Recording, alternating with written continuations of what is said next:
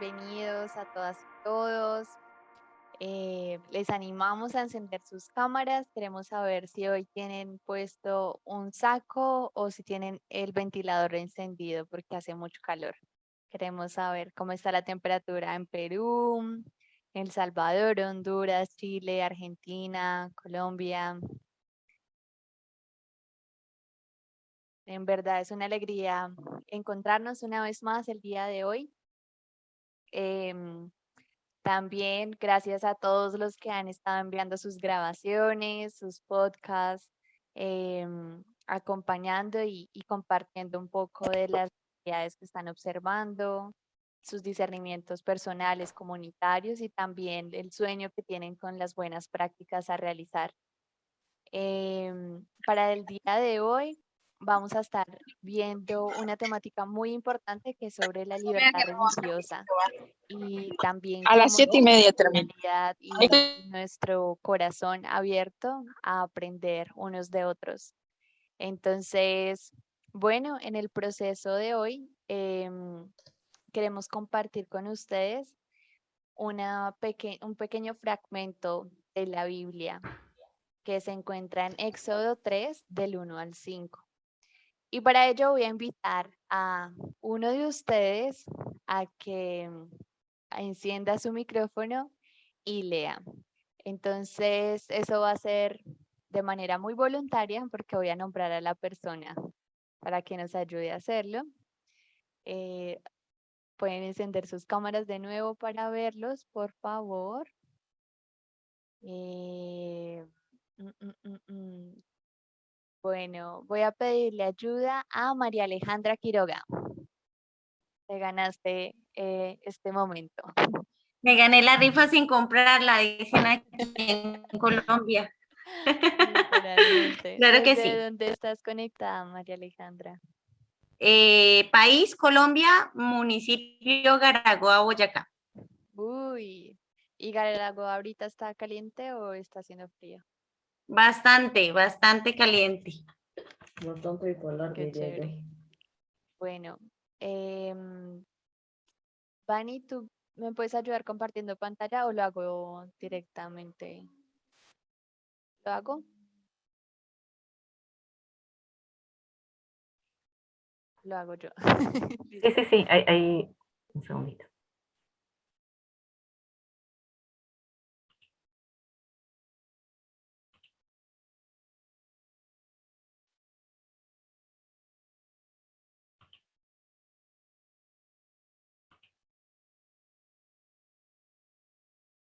Ya está. Adri, si lo tienes, comparte. Ya lo vemos. Dale, Angélica. ¿Puedes Y ayudarme? esta palabra está titulada Moisés y la zarza ardiente, que está en Éxodo 3, del 1 al 5. Moisés cuidaba las ovejas de Jetro, su suegro sacerdote de Madián. Una vez llevó las ovejas muy lejos en el desierto y llegó a Horeb, el cerro de Dios. Entonces fue cuando el ángel de Yahvé se presentó a él con una llama ardiente en medio de una zarza. Moisés estuvo observando. La zarza ardía, pero no se consumía. Y se dijo, voy a dar una vuelta para mirar este fenómeno tan extraordinario. ¿Por qué la zarza no se consume? Yahvé vio que Moisés se acercaba para mirar. Dios lo llamó en medio de la zarza, Moisés, Moisés. Y él respondió, aquí estoy. Yahvé le dijo, no te acerques más, sácate tus sandalias porque el lugar que pisas es tierra sagrada. Muchísimas gracias, María Alejandra, por ayudarnos a hablar sobre esto. Y bueno, ahora, sin más preámbulo, vamos a entrar en materia con lo que está diseñado y planeado para este espacio. Acomódense, traigan su café, su cuaderno, esfero, donde quieran anotar. Y bienvenidos una vez más. Bueno, tenemos, gracias por la lectura y gracias Adri por esta bienvenida.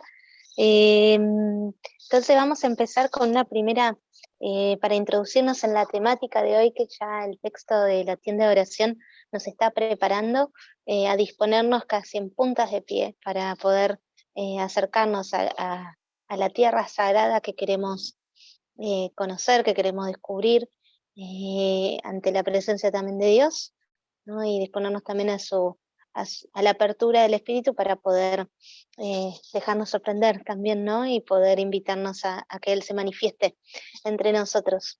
Entonces, la estación temática que vamos a comenzar a transitar juntos en la tarde-noche de hoy es la estación temática 4 acerca de la libertad religiosa y las religiones. Y antes de entrar a conocer un poco más, tenemos unas preguntas para hacerles. ¿Es así? Entonces vamos a compartir en el chat un link que es para que respondan individualmente. Ahí Vani ya lo está. Gracias, Vani, por compartirlo allí en el chat.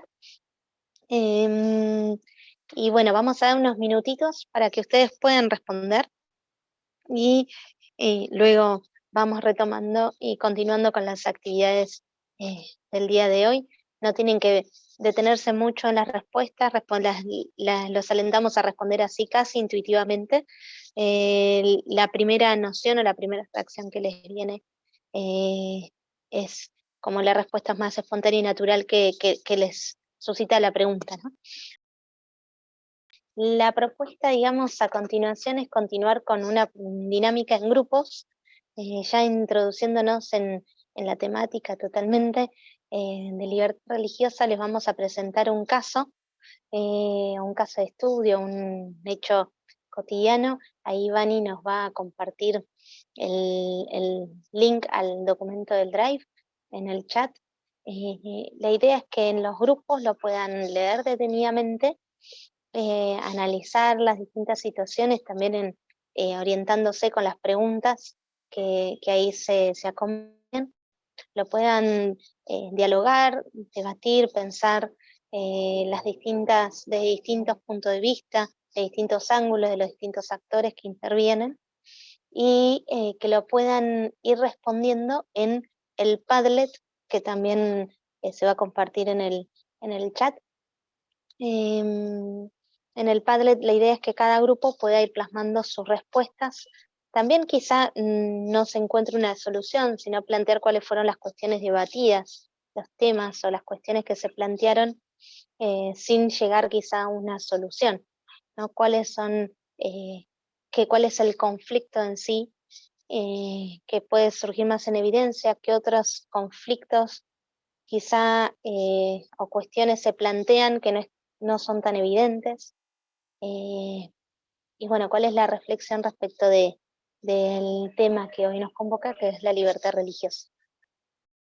Creo que a nivel de grupos hemos podido profundizar, ¿no? e intercambiar sobre un caso que atañe a nuestra realidad y en que cruza no solamente la esfera religiosa, sino que está lo cultural, está la historia, está lo cotidiano como la amistad, está el trabajo conjunto y bueno, una serie de elementos que ustedes mismos tuvieron la oportunidad de compartir.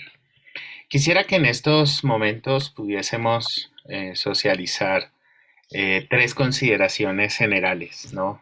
Ustedes han tenido la oportunidad de hacer algunas profundizaciones a nivel grupal, pero me gustaría preguntar e invitando a la persona que quiera, al que desee desde el grupo, alguna conclusión general.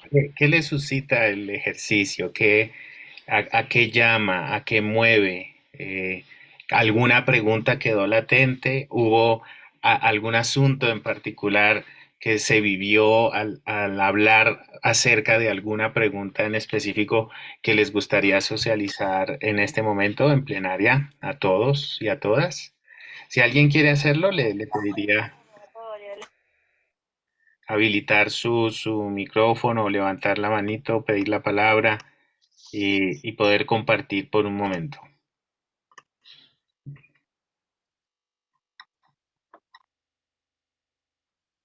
Muy bien, Josafat, adelante. Gracias, John. Bueno, saludarle a todos, a todas, desde Chile. Sí, es interesante el ejercicio del caso. Más bien me gustaría apuntar a un elemento más bien para la reflexión grupal que tiene que ver con el tema de la seguridad. En Chile, digamos, la seguridad es un tema bastante tocado mayormente en este último tiempo por el tema migrante, de hecho. Los medios de comunicación hablan constantemente de la seguridad y bueno, eso también ha generado bastante reflexión crítica respecto a qué entendemos como seguridad, porque la seguridad la entendemos como la protección de los bienes, la protección de las propiedades, la protección, digamos, del celular, de la billetera, o entendemos la seguridad como la seguridad de la vida de las personas. Entonces, algo que estuvimos conversando en el grupo precisamente era un poco eso, digamos, hasta qué punto las personas que estaban generándose en un caso de inseguridad se podían sentir seguras, incluso desde su propia diversidad cultural. Es decir, en este caso, hasta qué punto la joven musulmana podía también sentirse segura en un templo cristiano. Quiero dejar eso reafirmando, digamos, lo importante que sería también poder no asumir con naturalidad el hecho de los protocolos de seguridad, que estos protocolos muchas veces son humanos y por lo tanto a veces se arreglan, a veces no se arreglan, pero son construidos con intenciones, digamos. Hay una orden que intenta generarse y desde ahí yo creo que también es sano, digamos, es prudente cuestionarlo, digamos, el origen, qué origina, digamos, cierto nuevo orden que se quiere realizar. Quería compartir eso. Gracias. A ti, Josafat, muy interesante y muy relevante esto que planteas y que plantearon en el grupo acerca de lo que estamos entendiendo por seguridad y cuáles son los fines que están detrás de esa construcción, ¿no? Dado, pues aquí lo vemos en esta dimensión religiosa, ¿no? A través de este cruce que hay con este incidente del caso, pero ilustra la necesidad de una comprensión muchísimo más global e integral de lo que entendemos por seguridad. ¿Alguna otra consideración? Nos gustaría recibir por lo menos un par más de reacciones, de réplicas. Ya saben, ahora estuvimos notando, bueno, replantear una definición, pero por ahí algún otro comentario, alguna anécdota que surgió también en la conversación. Les invitamos a ir viendo también el Padlet, irlo mirando. Bien, tenemos dos manos levantadas, así que les damos la palabra en primer lugar a Baruch. Adelante.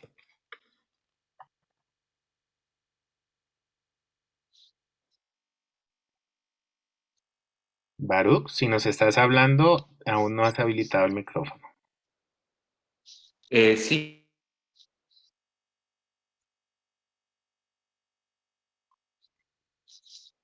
Volvió a bloquearte el micrófono, Baruch.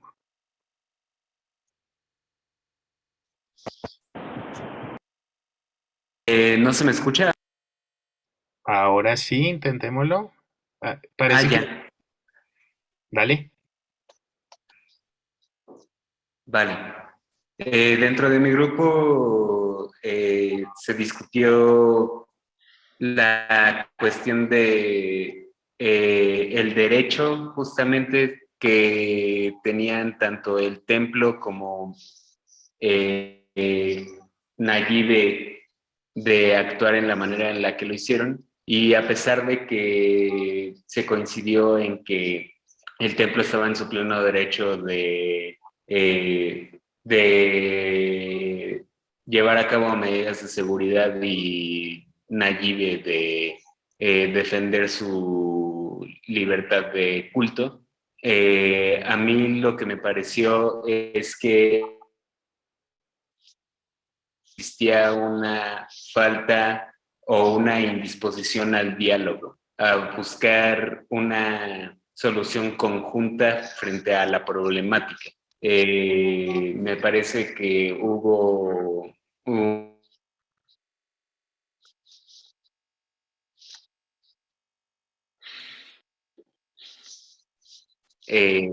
y justamente me parece que mucho hubiese sido facilitado con tan solo estar dispuesto a escuchar la posición ajena y de buscar justamente una solución conjunta, ¿no?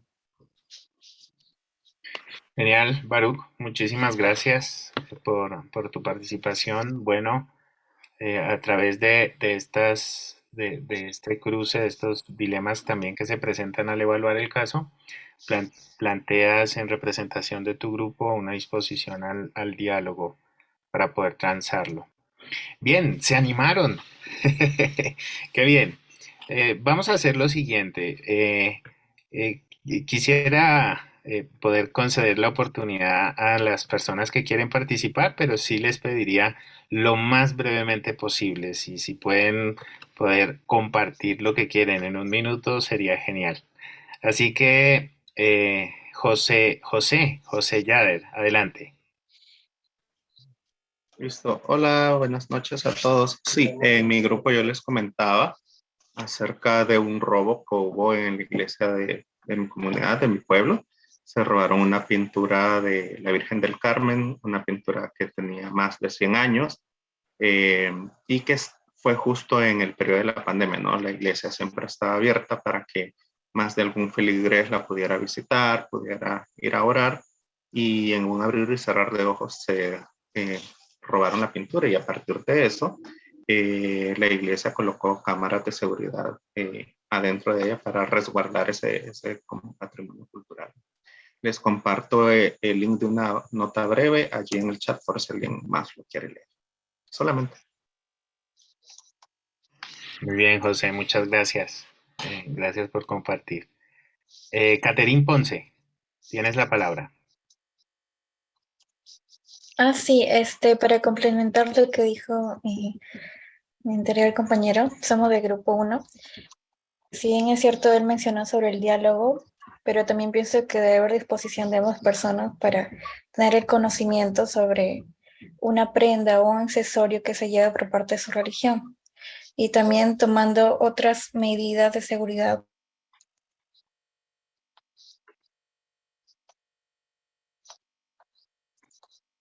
Bien, Caterín. Conversar y llegar a una solución.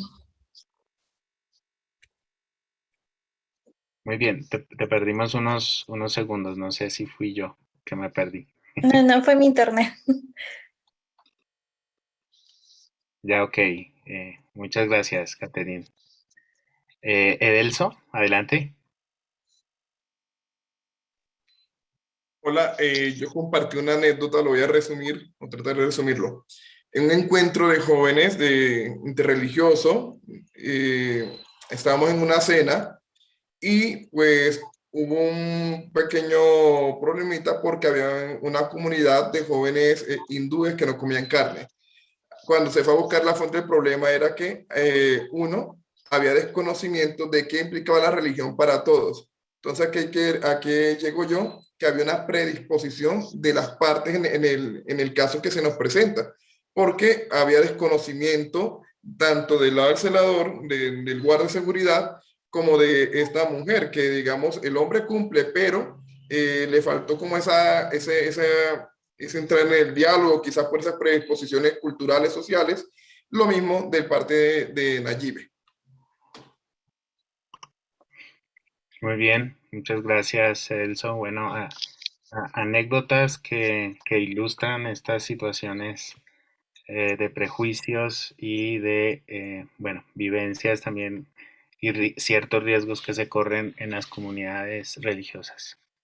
Bueno, ya debo disculparme con las otras dos personas que alzaron la mano, no alcanzamos, no llegamos por ahí, capaz si pueden poner sus apreciaciones en el chat, ahí las tenemos en cuenta. Y vamos a dar lugar en esta noche a la presentación de la estación temática, así que le pedimos a Elena, quien va a compartir en esta noche y con esta, digamos, con este ejercicio previo, ilustrarnos sobre libertad religiosa y religión. Así que adelante, Eli. Gracias, John. Gracias a todos por lo que compartieron. Voy a empezar a proyectar el Power, avísenme si ven bien.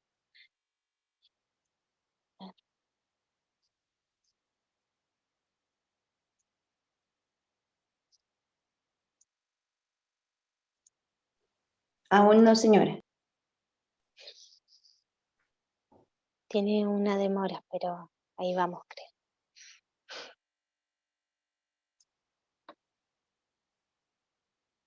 Ahora sí. Esa Ahora demora sí. estuvo muy buena, nos metió en tema.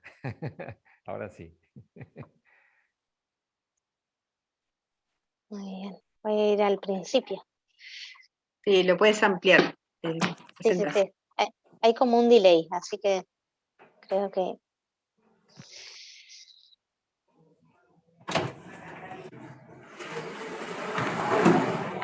Bien, entonces, mucho de lo que ustedes dijeron, la verdad que ilumina un poco el tema, ¿no? de hoy que estamos profundizando, que es la libertad religiosa y cómo también abrirnos a conocer las otras religiones, ¿no? Un poco decíamos de entrar en puntitas de pie, digamos, porque la tierra que estamos pisando es tierra sagrada, y en el cuestionario que ustedes realizaron individualmente, un poco se les preguntaba acerca de esta cuestión de si ustedes podían o se sentían libremente para poder hablar de su fe, si en sus países, en sus localidades había restricciones o límites acerca de la libertad religiosa, de su culto, de las prácticas, ¿no? Todo esto y el caso en sí, bueno, planteaba distintas aristas, ¿no? Que ustedes mismos decían, por un lado la cuestión de la seguridad, por un lado qué entendemos por seguridad, la cuestión de la seguridad sobre los bienes, sobre los espacios, los territorios, o mismo también sobre la cuestión de cómo, digamos, en este caso era muy puntual, ¿no? Pero cómo ciertas limitaciones o ciertas restricciones que pueden surgir por una cuestión de seguridad o un caso de inseguridad sufrida quizá por personas que no están vinculadas al templo o al lugar de culto, pero cómo impacta, ¿no? en la comunidad, en el vecindario, y esto impacta también en las relaciones interpersonales que se tienen por unas relaciones de ser vecino del otro, ¿no? Como en el caso de María y de Nayibe, que si bien no tenían una relación de ser parte de la misma comunidad religiosa, sí la tenían por una cuestión de vecindad, ¿no? Entonces, a veces como ciertos factores fortuitos o externos impactan, ¿no? Y cómo poder tener la mesura y la prudencia de tener conciencia de esas medidas que se toman, ¿no? Esto fue una medida interna dentro de un templo, pero si lo pensamos, si lo proyectamos quizá a una escala mayor, como puede ser un municipio, una región o un país, un estado, las medidas pueden tener un alcance mayor y un impacto en la convivencia, en las relaciones entre distintas comunidades religiosas, entre los vecinos de un mismo barrio, ¿no? Entonces, con este disparador, ahí veo que están comentando en el grupo, en unos minutos vamos a retomar. Con este disparador queríamos un poco adentrarnos en esto de en qué consiste la libertad religiosa. Vamos a tener unos breves minutos nomás, así que voy a ir rápidamente, pero es una breve introducción, así que después pueden ustedes profundizar, ¿no? Para referirnos al tema de la libertad religiosa, por un lado tenemos que visualizar cómo se llega, digamos, a este concepto, ¿no? Un poco de dónde surgen las definiciones o de dónde vienen ya de por sí, si pensamos en la iglesia, digamos, o dentro de la cristiandad, cuando se empiezan en el Imperio Romano, el edicto de Milán, o el edicto de Teodosia, de Tesalónica también, hablaban de la libertad de cultos, ¿no? Y la libertad de cultos o la libertad de permiso de que los cristianos puedan, no era la libertad religiosa como hoy la entendemos, sino era como un permiso para poder profesar la fe y que los cristianos no sean perseguidos, ¿no? Entonces, partimos, digamos, de que el concepto de la libertad religiosa se acuña en un contexto donde hubo una persecución a raíz de motivos religiosos, ¿no? Y de allí hubo como distintas respuestas, en algún punto político, jurídicas, ¿no? Que se partió desde el principio de tolerancia, es decir, como un permiso de tolerar que ciertos grupos religiosos dentro de un determinado territorio profesen su fe, a un marco mucho más amplio, digamos, en el cual cada vez se les fueron reconociendo más los derechos a los distintos grupos religiosos, y el contenido y el alcance de estos derechos, ¿no? Hoy en día podemos encontrar estas definiciones en distintos documentos e instrumentos. Por un lado, instrumentos jurídicos a nivel, digamos, de los instrumentos jurídicos internacionales, como es la Declaración Universal de Derechos Humanos, en el artículo 18, bueno, después la Declaración del Cairo, que son de los países que son mayoritariamente de tradición islámica. Después está también la Convención, por ejemplo, Interamericana de Derechos Humanos, el Pacto de San José de Costa Rica, en el cual determinan en algún punto o hacen mención a la libertad religiosa. Luego tendríamos que ver o profundizar cuáles son los documentos de las confesiones religiosas que hacen referencia a la libertad religiosa, ¿no? Entre ellas podemos mencionar, por ejemplo, dentro de la Iglesia Católica, la Declaración de la Dignitatis Humanae, que se dio en el marco del Concilio Vaticano II. Luego hay una declaración del Consejo Mundial de Iglesias que se hizo durante la Segunda Guerra Mundial, en 1948, sobre la Comisión de Orden y de Relaciones Internacionales, porque esto es interesante para explorarlo. El Consejo Mundial de Iglesias asume que la libertad religiosa es una preocupación de orden internacional, ¿no? Y por lo tanto, desde que se creó el Consejo Mundial de Iglesias, ha hecho muchísima labor, sobre todo en la incidencia pública a nivel global, en el tema de la libertad religiosa, ¿no? En el marco del 70 aniversario del Consejo Mundial de Iglesias, que fue hace unos años, en 2018, hicieron un compendio sobre todas las declaraciones que el Consejo Mundial de Iglesias realizó relacionada a la libertad religiosa. Por lo tanto, allí hay muchísimo material que se puede consultar. Y también hay distintos documentos de la Federación Luterana Mundial, ¿no? Sobre la libertad religiosa y sobre todo sobre su expresión en el ámbito público, ¿no? Y acá entonces empieza a surgir, podemos ir detectando distintas cuestiones que se plantean cuando hablamos de libertad religiosa. Por un lado, que la libertad, la fe, la creencia, tiene dos dimensiones. Una dimensión interna, que es del fuero interno de la persona, de la conciencia, en la cual allí nadie, ninguna persona, ninguna institución puede, digamos, entrometerse. Es algo que queda ante Dios, ¿no? En esa intimidad, por eso decimos de pisar tierra sagrada, ¿no? Porque hace a la íntima convicción de la persona.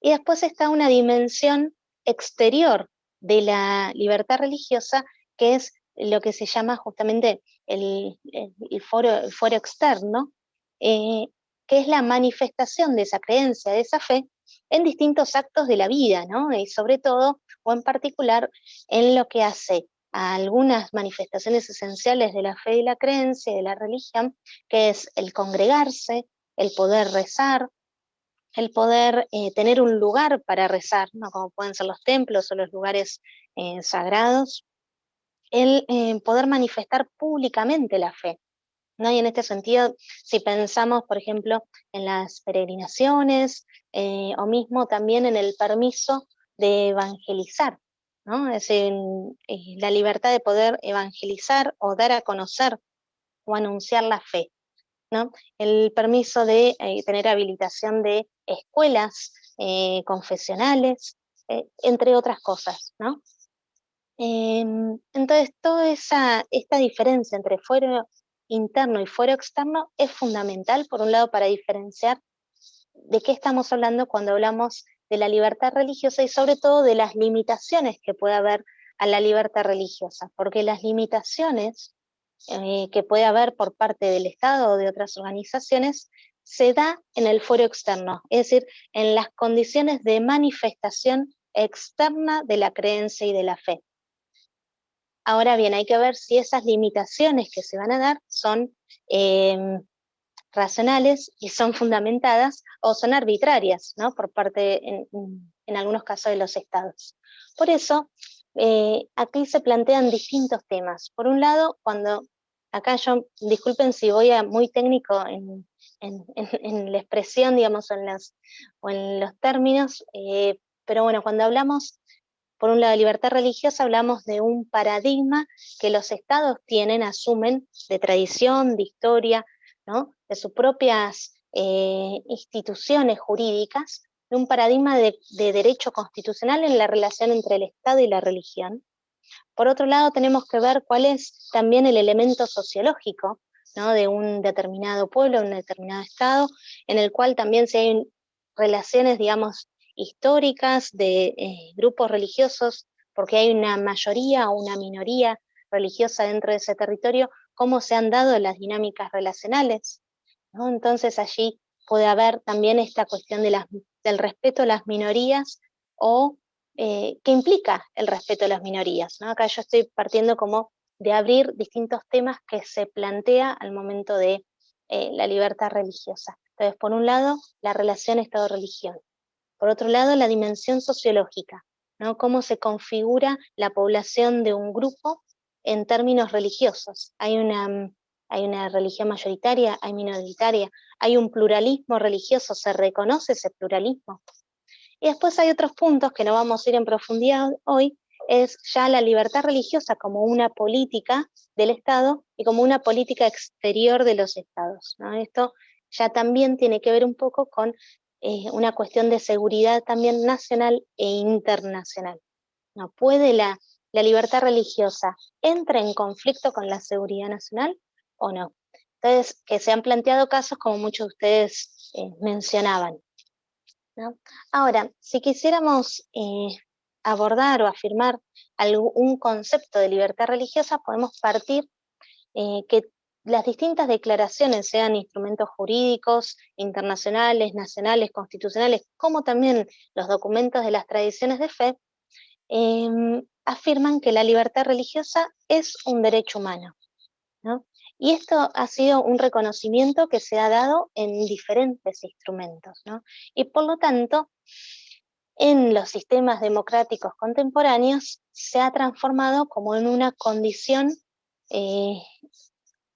especial en la cual se ha reconocido como una norma universal, ¿no? De hecho, en el artículo 18 de la Declaración Universal de Derechos Humanos se afirma: toda persona tiene derecho a la libertad de pensamiento, de conciencia y de religión. Y aquí después continúa, ¿no? Dice: este derecho incluye la libertad de cambiar de religión o de creencia, así como la libertad de manifestar su religión o su creencia de forma individual y colectivamente, tanto en público como en privado, por la enseñanza, la práctica, el culto y la observancia. Así que en este artículo está bastante concentrado un poco todos los contenidos y los alcances de la libertad religiosa, ¿no? Está esta visión también de la creencia en su manifestación individual y colectiva, en lo público y lo privado. Y después también incluye de la libertad de cambiar de religión o de creencia. Entonces, por un lado, digamos, las nociones que podemos afirmar, díganme cómo voy en el tiempo, porque yo a veces me entusiasmo y por ahí estamos un poco atrasados. Quedan 5 minutitos, pero muy bien, muy buena la presentación. Ok, gracias, Juan. Entonces, podemos decir que el derecho a la libertad religiosa es entendido como el derecho de todo hombre a no ser coaccionado externamente, ¿no? Es decir, en materia de religión y creencia, nadie le puede imponer a otro la religión. Se parte de esta noción básica, ¿no? Por ello, nadie puede ser perseguido o sufrir cualquier tipo de violencia o limitación a causa de su religión. Y por lo tanto, tiende a asegurar el libre ejercicio de las prácticas religiosas, ya sea en la esfera pública o privada, y ya sean estas prácticas individuales o colectivas, ¿no? Y aquí también, bueno, como decía, se reconoce el derecho de cambiar de religión o de hecho el derecho de no tener ninguna religión. Por lo tanto, acá también hay que tener en cuenta que el derecho a la libertad religiosa no es solamente un derecho de los creyentes, sino que es un derecho de toda la persona. Por eso decíamos que es un derecho humano fundamental que se fundamenta en la noción misma de la dignidad humana, ¿no? Esta noción, digamos que esta es una noción que se comparte en los distintos documentos de las iglesias. Es un derecho de toda persona, sea creyente o no, es justamente que protege el derecho de que crea o no, ¿no? Y si quiere cambiar de religión, también puede hacerlo. Entonces, esto también entra en conflicto, obviamente, digamos, porque luego están los derechos internos de los distintos grupos religiosos, ¿no? Y sabemos que existen, por ejemplo, las normas de la blasfemia o las condenas a quienes también cambian de religión. Entonces no es una cuestión fácil o simple de afirmar, ¿no? Pero bueno, en principio esto incluye o alcanza, digamos, qué es la libertad religiosa. Yo voy a pasar estos puntos un poco rápidamente porque quiero llegar un poco más adelante, pero solamente decir que hay distintos informes acerca de el estado de la libertad religiosa en el mundo que analizan las distintas restricciones, tanto gubernamentales como las hostilidades sociales. Hay dos que puedo mencionar, que es el del centro, el Pew Research Center, que todos los años o cada año publica distintos informes sobre las restricciones gubernamentales, y por otro lado los informes de la Agencia Ayuda a la Iglesia Necesitada, que esta agencia sí todos los años, a mitad de año, publica su informe sobre el estado de la libertad religiosa, y justamente afirma, por ejemplo, en el último informe, que el 67% de la población mundial vive con graves restricciones a la libertad religiosa, ¿no? Y allí, bueno, está el mapa que señala justamente que los países donde más restricciones hay a la libertad religiosa son los países de Asia, de Medio Oriente y de África, ¿no? Y estas restricciones son tanto del Estado, de los países, de los gobiernos, como también de otros grupos religiosos, ¿no? De experiencias de hostilidad entre distintos grupos religiosos que no necesariamente son de distintas religiones, sino que a veces también son hostilidades intracomunitarias, ¿no? Dentro de una misma tradición religiosa hay grupos que en sí mismos también son hostiles unos con otros. Ahora bien, hay desafíos que se nos presentan, sobre todo en los últimos años, para comprender la libertad religiosa. Porque por un lado, se advierte, desde distintos académicos advierten que no hay una unanimidad en el concepto, en el contenido y en los alcances de este derecho. Entonces esto genera, por un lado, que los mecanismos de protección del derecho no sean efectivos, ¿no? Y por otro lado también el tema de la globalización y las corrientes migratorias han transformado a los estados, por un lado, como ustedes mencionaban, qué se entiende por seguridad. Bueno, hoy, digamos, los estados, al estar todos interconectados, sabemos que el principio de soberanía que antes se tenía tan fuerte, los estados hoy están interconectados y tienen una porosidad mayor. Por lo tanto, esta porosidad que hay tanto en las fronteras como en la interconexión de las relaciones se evidencia también ante cuestiones, digamos, de la libertad religiosa, ¿no? Porque antes el Estado tenía como el mayor poder para determinar qué grupos religiosos ingresaban dentro de su territorio y quiénes no, o cuál es, digamos, la relación que se tenía con lo religioso. Y hoy en día eso está cada vez más permeado por la interconectividad que la globalización también marcó. Y el tema de las corrientes migratorias de las cuales somos testigos y que también mencionaban hoy, hace que justamente nuestras sociedades a nivel demográfico, sociológico, sean más plurales, ¿no? Por lo tanto, esto requiere justamente una, o se evidencia, y ahí ya estamos en el tiempo, se evidencia una mayor pluralidad religiosa dentro de la propia sociedad, conociendo o evidenciando distintas manifestaciones o expresiones de la religiosidad que entran en relación con las manifestaciones de las religiones locales, ¿no? Entonces, bien, esto lo voy a pasar, pero después lo van a poder leer.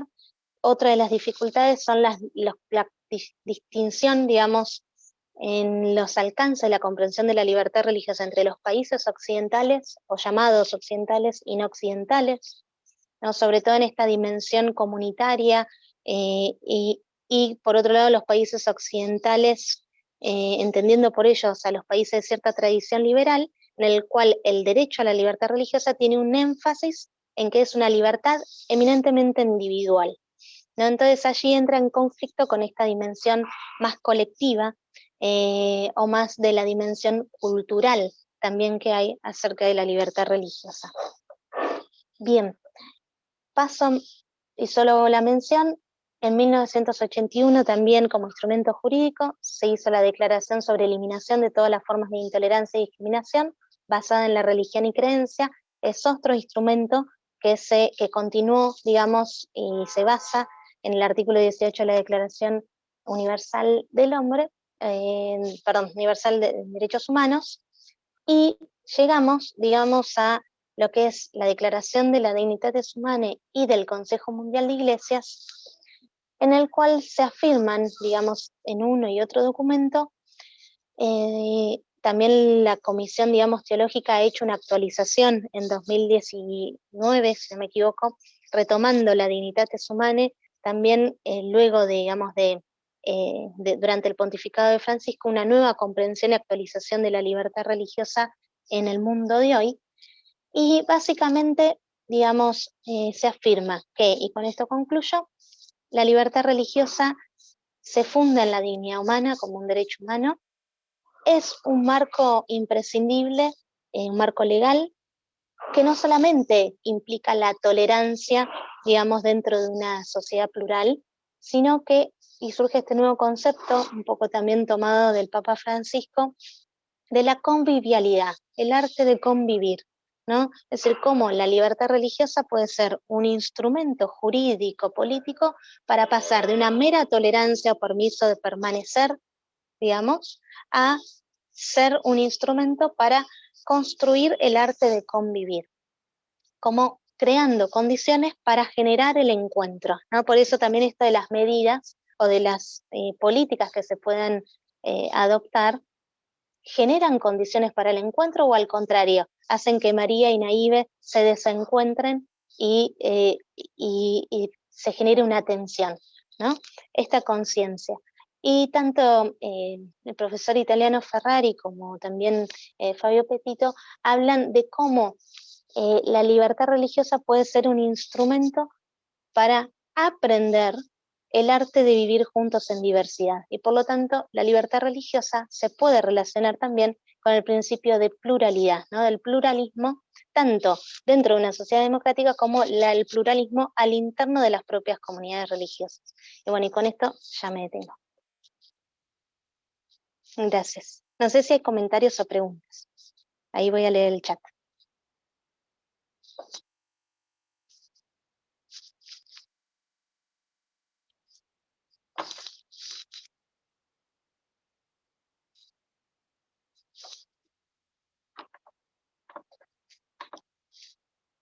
Ahí voy a dejar de compartir.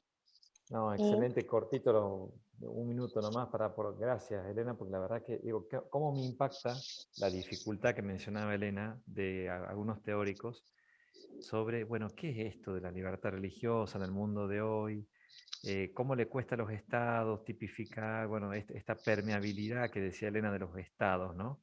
Bueno, hoy justo cuando ella hablaba me recordaba la frase de un filósofo italiano-alemán que que muere creo que en el 68, Romano Guardini, y Romano Guardini decía, qué impactante, o sea, qué fuerte, cómo todavía tenemos el individualismo y el subjetivismo metidos en el corazón, en la experiencia humana, social. O sea, qué fuerte es salir de ese paradigma que es de la modernidad, ¿no? Y entrar en esta experiencia que estamos viendo ahora en Ecumeni, que es la dimensión de la comunión, del encuentro, el sentido de la convivencia. Así que me gustó mucho, Elena, por ese lado, interesante lo que mostrabas, la dificultad actual, ¿no?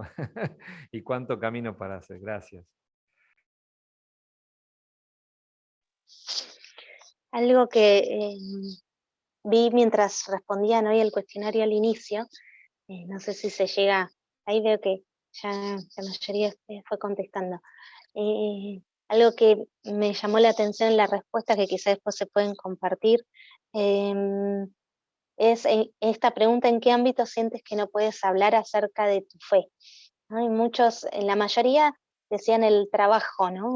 Decían, bueno, no es que no puedo hablar, pero generalmente la mayoría no suele hablar, ¿no? Entonces ahí también el tema de los lugares seculares como aquellos que excluyen la religión, ¿no? Ese sería como otro concepto que quizá, ¿qué entendemos por secularismo, o por sociedad secular, o por el concepto de un Estado laico, ¿no? Eso no lo quise introducir hoy, pero creo que son cuestiones que vienen relacionadas, ¿no? Es el Estado laico un Estado o un lugar secular, aquel que excluye la religión, neutral de la religión, o un lugar que habilita a una cierta pluralidad y a que todos puedan manifestarse, ¿no? Entonces ahí hay también una línea gris entre un Estado con un sesgo negativo con lo religioso en sí, ¿no? Algunos también afirmaban que había en algunos de sus países una marcada hostilidad con todo lo religioso, ¿no? Creo que ahí el 52%, casi todas las respuestas, decían que en sus países existe una hostilidad con lo que es religioso. Entonces, esto también es llamativo, ¿no? Porque habla, bueno, es lo secular, lo laico, entendido como algo que excluye la religión y todo lo que sea religioso, o cómo se puede habilitar ese espacio para que haya una manifestación de todas las realidades humanas y de cómo cada uno vive también su forma de vivir, ¿no? De poder expresar cómo él vive, cada uno vive su vida y entiende su forma, que es vivir bien la vida, ¿no? Entonces, desde la pluralidad, desde la diversidad. Entonces, creo que eso es llamativo.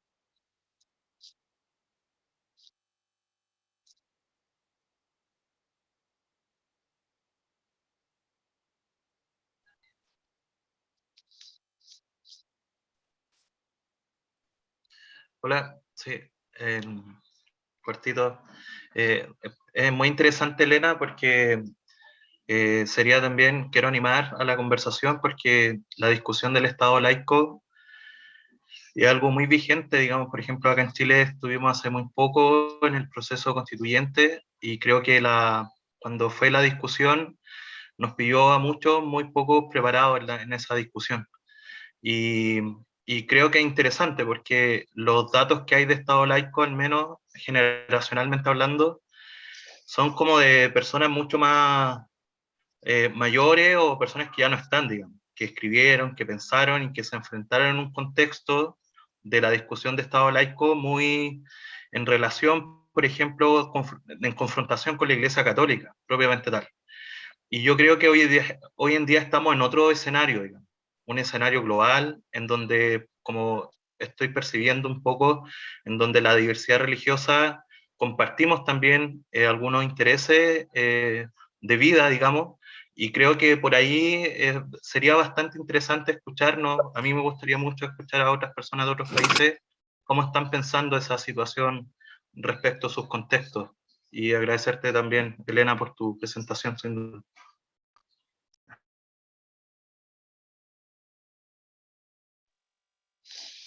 Gracias, Josafat. Muy interesante lo que comentás, y sobre todo el proceso que ha vivido Chile, está viviendo, ¿no? Con el cambio también del proceso constituyente y los cambios que específicamente en la materia, ¿no? De de la concepción del Estado y su relación con la religión se está llevando adelante, ¿no? Es delicado también, ¿no? Porque es un momento donde se van transformando, por un lado, esta noción, bueno, ¿cuál es el rol del Estado en este sentido? ¿Cuáles son los actores religiosos que hoy en día, ya, digamos, sabemos que no es la misma la presencia que se tenía antes, ¿no? De las iglesias, en particular en nuestro continente, la Iglesia Católica, cómo esos acuerdos que a veces se plasmaron en las constituciones se van actualizando. Ahí me hace acordar a una conversación en algún momento que tuvimos con Juan en uno de los viajes. Bueno, cómo se actualizan, ¿no? Esos acuerdos también, en el caso particular de la Iglesia Católica, que se plasman en un concordato, en un instrumento jurídico, cómo se van actualizando. Si pienso aquí en Argentina, por ejemplo, toda la cuestión, digamos, del sostenimiento del culto, cómo se fue también abordando, ¿no? El tema en los últimos años. Es un tema que da para muchísima profundización, digamos, y diálogos, intercambios de los distintos contextos que creo que hoy en día, no sé si llegamos, pero ahora, ¿no? Pero creo que sí, que hay mucho, no sé si alguno quiere también comentar de sus países alguna situación o algún comentario, así como hizo Joseph. Gracias.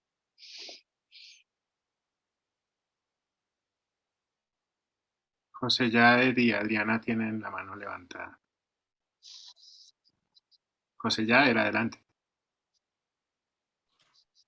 Yo hubiera esperado que pasara Adriana porque ella tenía la mano levantada mucho antes que yo, así que con gusto, Adriana, puedes compartir tú. Y yo pensé que era el contrario, pero gracias, José. No, algo que estaba reflexionando, pensando puntualmente, es que nuestro contexto, en la generalidad de lo que he escuchado, es que somos de ciudad, es un contexto urbano. Y, por ejemplo, pensando en la realidad de Colombia en términos de persecución en lo rural, me hacía pensar el caso de comunidades indígenas, digamos, que profesan, además de su cultura como indígena, también profesan alguna confesión de fe, y eso mismo ha hecho que se genere persecución hacia ellos. De hecho, en Colombia todavía, en general, dentro de las comunidades indígenas, no hay una libertad religiosa como tal. O sea, hay una gran persecución ahí literalmente.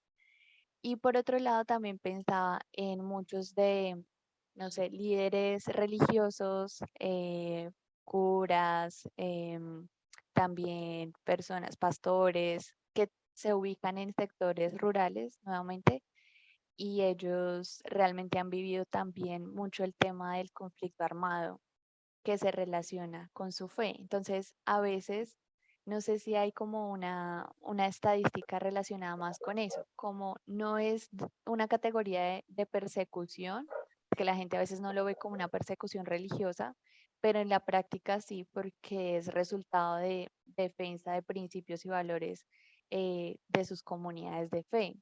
Entonces, por ejemplo, si hay un grupo armado que quiere reclutar a adolescentes y jóvenes, y hay pastores o personas que están hablando en pro de la paz, en pro de que estas personas no cojan ese camino de delincuencia, sino que busquen a Jesús y que cojan otro rumbo. No hay como una estadística clara de que eso también hace parte de la persecución religiosa, aunque directamente no se diga así. Entonces estaba reflexionando un poco como en ese sentido.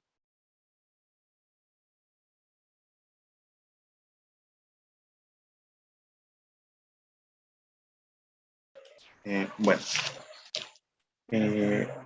sí, yo quiero traer a colación un par de hechos históricos de acá de El Salvador. Primero con nuestras comunidades originarias. En la década de los 30 tuvimos un presidente que ordenó el genocidio de más de 30,000 personas de comunidades originarias. Lo que ha llevado a que perdamos mucho de nuestra propia cultura, ¿no? Y es una verdadera lástima. Y otro hito histórico que es un poco más reciente es la elección de nuestro presidente, que yo creo que más de alguno de ustedes ya sabe su nombre, del presidente Nayib Bukele, abiertamente musulmán. Y pues El Salvador tradicionalmente es católico en la mayoría de su población, ¿no? Más del 85% es católico. Entonces, incluso en la época de elecciones, sus rivales políticos traían a colación eso, ¿no? Que cómo era posible que una persona musulmana viniera a tratar de dirigir a un país extremadamente católico, voy a decir. Al final el señor terminó ganando, ¿no? Pero por otras cuestiones. Yo no comparto su ideología, pero tampoco me dejé influenciar solo porque me dijeran, ay, es musulmán, o sea, va a venir a... Bueno, porque una de las campañas fue que iba a comenzar a construir iglesias musulmanas, mezquitas y así por todo el país, y que iba a comenzar a hacer persecuciones religiosas, ¿no? Pero ese problema con los musulmanes también viene desde hace años, porque cuando mucha de la población migró a El Salvador, esas personas no eran bien vistas, ¿no? Si venían de Oriente Medio, pues simplemente se les tachaba como terroristas, migrantes, etcétera, ¿no? Que venían como a aprovecharse de lo que el país tenía. Entonces, al escuchar lo que nos decía Elena y las intervenciones de los compañeros de Josefa, de Adriana, por ejemplo, o sea, me hace resonancia todos estos problemas que justamente no los vemos como persecución religiosa. Simplemente, o sea, tenemos internalizado este tipo de violencia, porque es un tipo de violencia, y está tan internalizado que no lo vemos así, ¿no? Digamos que son cosas que pasan. Y pues al final eso es lo que también nos mete en problemas luego, ¿no? Porque no llegamos a ser tolerantes con los demás. Solamente, gracias.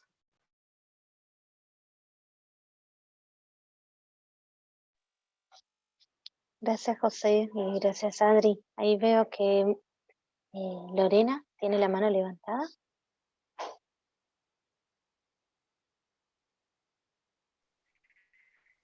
Sí, perdón. Pues estoy con el celular, batería baja, por eso no le pongo la cámara y todavía no tengo la cámara. Bueno, yo iba como a mencionar 3 puntos que son como distintos, pero a la vez se conectan. El primero era justamente cómo para nosotros es más fácil visibilizar la persecución hacia nosotros, pero claro, cuando vemos, por ejemplo, en nuestros países que son occidentales y que viven ciertas realidades, en cambio, en las otras religiones, como el tema musulmán, sobre todo, por ejemplo. Entonces, para nosotros no nos duele de la misma manera, no tenemos ese nivel de conciencia que igual es persecución.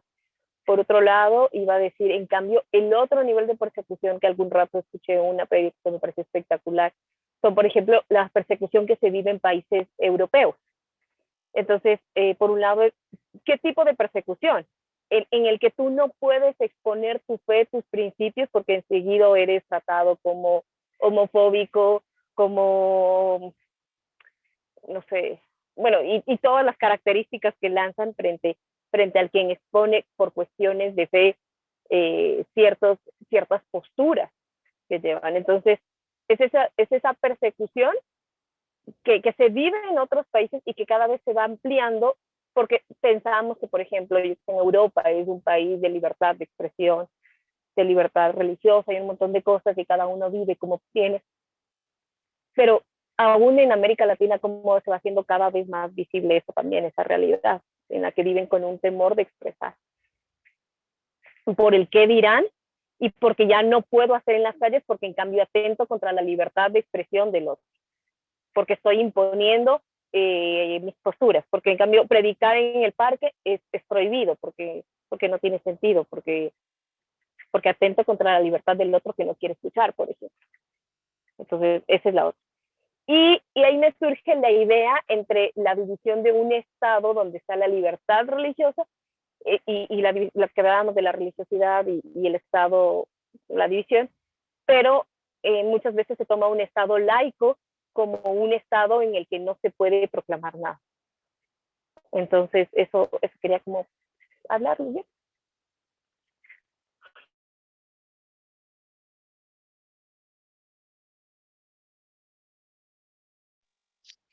Muchas gracias, Lorena, por tus comentarios y los desafíos que mencionabas, ¿no? En comparación. Creo que lo que fueron diciendo tanto Adri como em,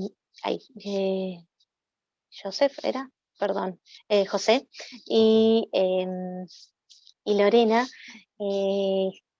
tocan temas no solamente muy actuales que nuestros países también están atravesando, sino también, si lo pienso, digamos, yo vengo desde el ámbito del derecho, ¿no? Entonces, en ese aspecto, en los últimos años, por ejemplo, se ha planteado que la relación del Estado con las religiones o con los grupos religiosos ya no se define en términos políticos constitucionales, sino que se definen en las cortes, en los tribunales, ¿no?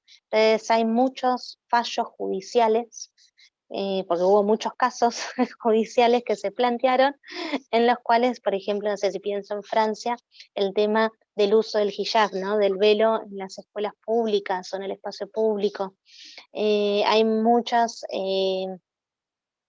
casos en este sentido, con políticas de restricción en Francia por un lado, en Bélgica por ejemplo es totalmente distinto, donde hay mucha libertad para usar el hijab. Entonces dentro de los países europeos hay muchísimas o distintos alcances sobre los límites y las restricciones y que han llegado, digamos, a la Corte de Derechos Humanos de Europa, justamente en cómo poder marcar este vivir juntos en diversidad, ¿no? ¿Cuáles son los límites a la libertad religiosa y cuándo esos límites tienen lo que se llama un principio de proporcionalidad, ¿no? Un límite de razonabilidad?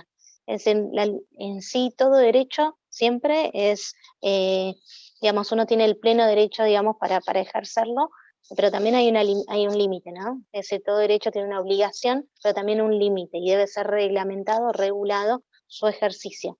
Ahora, cuando esa reglamentación genera una restricción en el propio derecho, esa restricción no tiene que ser arbitraria, ¿no?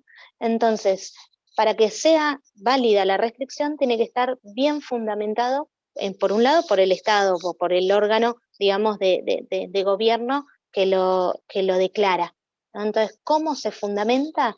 Bueno, tiene que ser una fundamentación en el cual, por un lado, puede ser porque hay una afectación al orden público muy grave, y esto, cuando se hable de cierta gravedad, se tiene que también ser constatado el daño. ¿Cuál es el daño?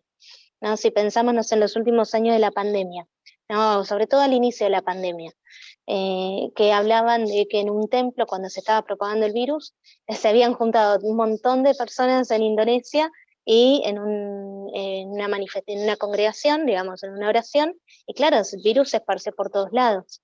Entonces, si pensamos, digamos, todo lo que vivimos el primer año del 2020, que fueron el mayor, creo, no sé si por única vez en la historia, por lo menos que todos vivimos, de mayores restricciones a las manifestaciones públicas de la religión, donde no se podía ir a los templos, donde si pensamos en los 3 grandes ejes de peregrinación o lugares de peregrinación, de la Meca para los musulmanes, el templo, digamos, destruido de Jerusalén para los judíos, que no pudieron festejar las Pascuas, y los lugares digamos, sagrados del cristianismo, tanto si pensamos, no sé, en Jerusalén, en Tierra Santa, como también para los católicos puede ser también Roma o el Vaticano, que también para Pascuas generalmente hay mucha congregación. Todos esos lugares en 2020 fueron suspendidas toda peregrinación, también para la peregrinación a la Meca, ¿no? Durante el mes de Ramadán o posterior. Y eso fue algo interesante como posterior para analizar, ¿no? Porque también todas las comunidades religiosas, nuestras comunidades, se vieron forzadas en algún punto a digamos, a restringir su propia manifestación de la fe, ¿para qué? Para proteger la salud de todos, ¿no? Y cómo ser canales también para justamente dar seguridad a los propios creyentes, a los propios miembros de su comunidad. Entonces ahí se invirtió un poco, ¿no? La manifestación, digamos, de también la religión, cómo encontrar otros modos de manifestar la propia religión. Esta es una cuestión que yo les planteo como para ver a contrario, ¿no?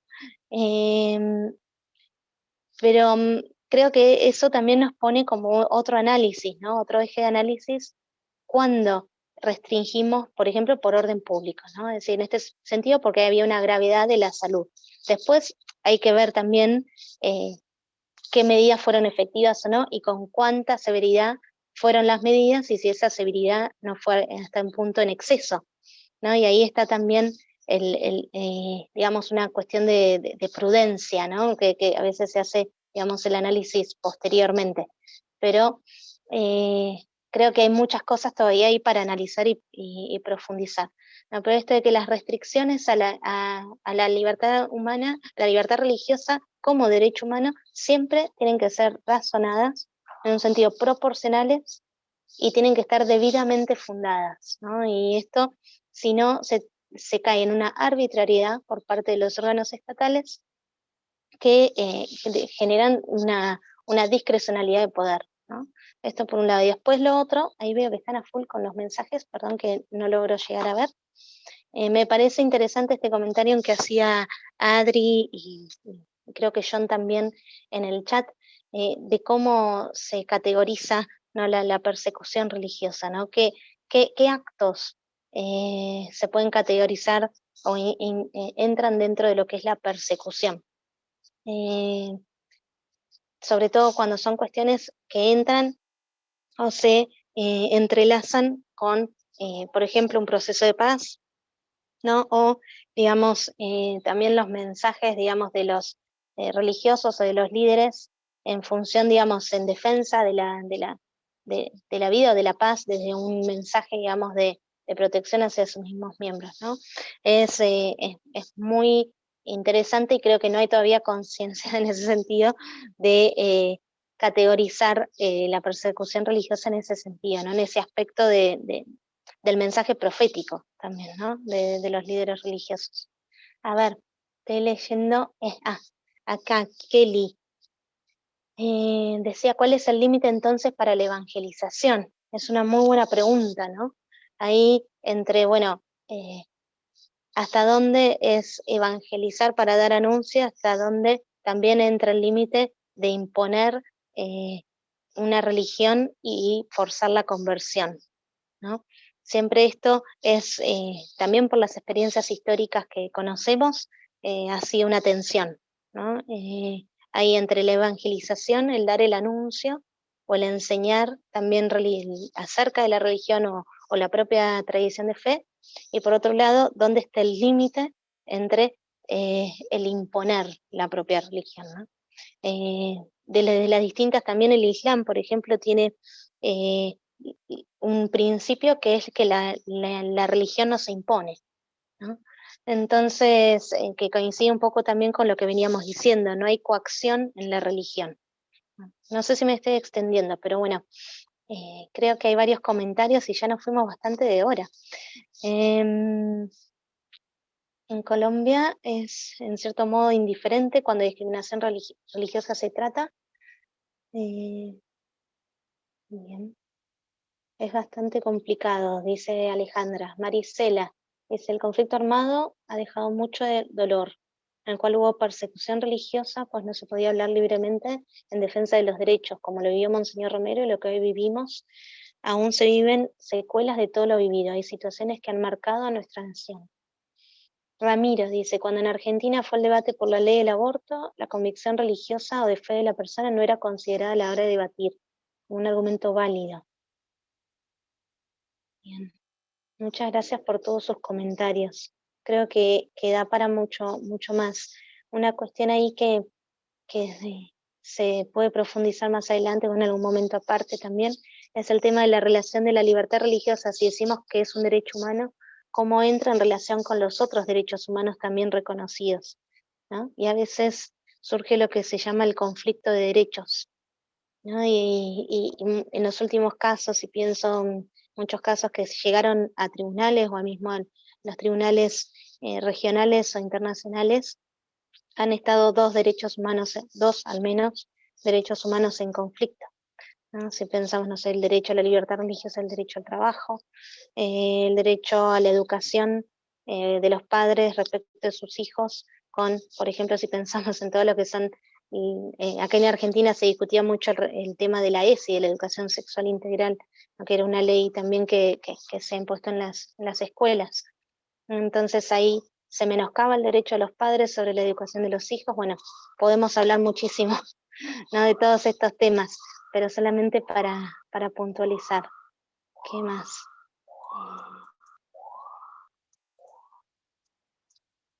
Parte, dice Josafat, de la evangelización debiese ser el respeto a la identidad cultural. Ese un desafío misional y pastoral del que no debiésemos animar a pensar y pensar. Bien, bueno, no sé, Juan, Vani, equipo, ¿qué me dicen? ¿Cómo estamos? Ya sabemos que estamos pasados de la hora, pero vamos cerrando. Sí, ¿Les sí, parece? sí. Sí, no, muy rico, muy interesante. Más que nada, sí, avisos parroquiales, lo último, y un saludo para que vos puedas hacer, él está muy bien, sí, sí. Bien, no, gracias a cada uno por los... voy a dejar de presentarse. Ah, está. Ve ahí, sí, Vani.